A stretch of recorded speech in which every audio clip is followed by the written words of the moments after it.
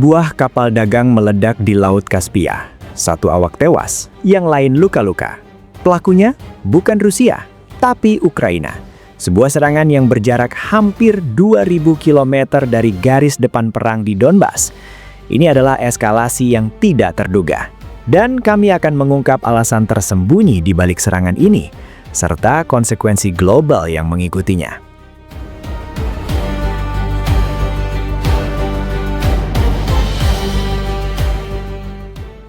Untuk memahami mengapa serangan ini penting, kita harus melihat konteks yang lebih luas. Perang Rusia-Ukraina telah memasuki tahun kelima. Di darat, menurut analis militer Austria Markus Reisner, garis depan sudah mencapai kebuntuan. Rusia terus menyerang, tetapi dengan kecepatan lambat dan korban yang sangat besar. Ukraina bertahan, tetapi tidak mampu membebaskan wilayah secara signifikan. Namun, eskalasi justru terjadi di ranah strategis, di udara dan di laut. Ukraina melancarkan serangan drone jarak jauh yang semakin intensif ke infrastruktur energi Rusia, bahkan hingga ke Omsk di Siberia. Di Laut Hitam, Ukraina berhasil memukul mundur armada Rusia dan mengganggu logistik di Crimea. Dan di tengah semua itu, pada 25 Juli, Ukraina menyerang kapal dagang Iran di Laut Kaspia. Iran merespons dengan kemarahan diplomatik.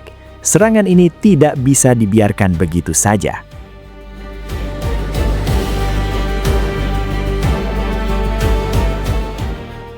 Disinilah analisis kita mulai.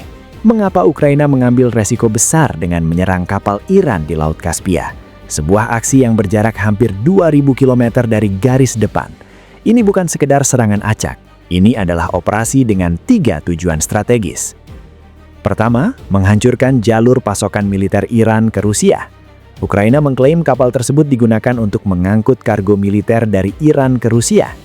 Iran telah memasok Rusia dengan drone Shahed sejak awal perang. Dengan menyerang kapal di Laut Kaspia, Ukraina berusaha memotong jalur logistik yang vital bagi Rusia. Ini adalah logika perang asimetris. Jika Anda tidak bisa mengalahkan musuh di darat, serang rantai pasokannya. Kedua, menarik Iran ke dalam konflik untuk meredakan tekanan di darat. Analis militer Rusia Ivan Konovalov berpendapat bahwa tujuan kedua yang bahkan lebih penting adalah untuk menciptakan krisis regional yang lebih luas. Ukraina menghadapi banyak kesulitan di medan perang. Jumlah personel, sistem pertahanan udara, dan kemampuan tempurnya menurun. Dengan menyeret Iran ke dalam konflik, Ukraina berharap dapat menciptakan gangguan strategis yang memaksa Rusia mengalihkan sumber daya, memberikan Ukraina waktu untuk mengorganisir pasukannya. Ketiga, menunjukkan kesetiaan kepada Donald Trump. Ini adalah teori yang paling kontroversial, tetapi paling masuk akal secara geopolitik. Menurut analis, serangan ini terjadi tepat sebelum pertemuan Zelensky dengan Presiden Trump di Gedung Putih pada 28 Juli. Ukraina ingin menunjukkan keselarasan dengan kebijakan AS di Timur Tengah sebagai imbalan atas dukungan yang lebih kuat dalam negosiasi dengan Rusia. Dengan kata lain, Kiev mengorbankan hubungan dengan Iran untuk menyenangkan Washington.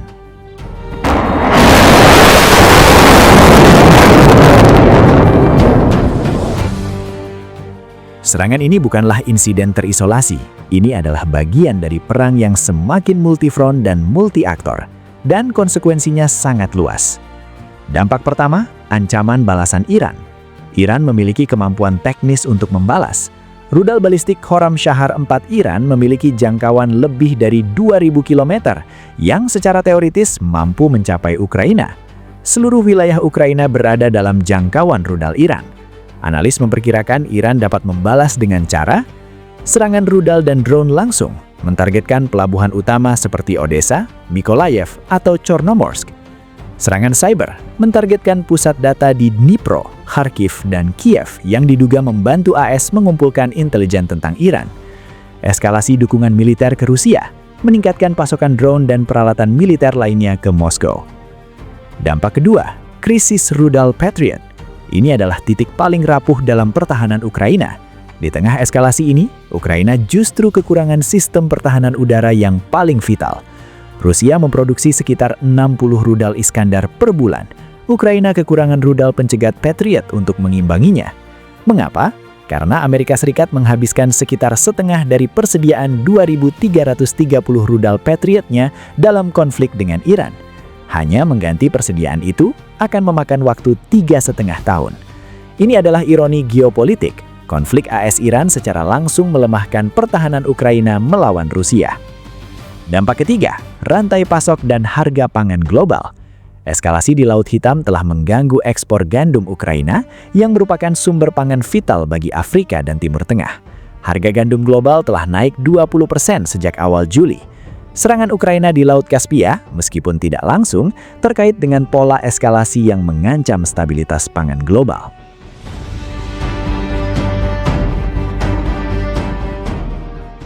Kita sekarang berada di persimpangan jalan. Perang Ukraina tidak lagi hanya tentang Donbas atau Crimea.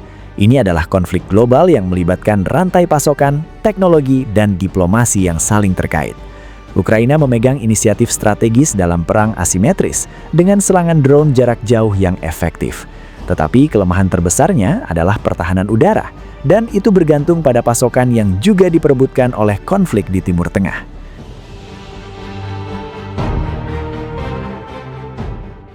Serangan di Laut Kaspia adalah gerakan beresiko tinggi. Ini bisa menjadi keberhasilan diplomatik yang mendorong Trump untuk memberikan lebih banyak dukungan, atau ini bisa menjadi bumerang yang membuka front baru bagi Ukraina. Yang jelas, perang ini tidak akan berakhir dalam waktu dekat. Baik Rusia maupun Ukraina sedang bersiap untuk musim dingin, dan mereka mengincar kemenangan strategis sebelum tahun berganti.